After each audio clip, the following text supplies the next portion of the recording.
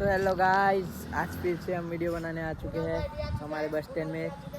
तो अभी हम वीडियो शूटिंग करेंगे, बहुत हफ्तों के बाद आए हैं। ये देखो कुणाल भाई भी आ चुके हैं हमारे पास, ये बाबू भाई और ये राहुल भाई, और ये बस स्टैंड में रहता है। तेरा नाम क्या है? शुभम। शुभम नेम है इसका। ये हमारा बस स्टैंड है। तो अभी वीडियो आएगा कल, देखना।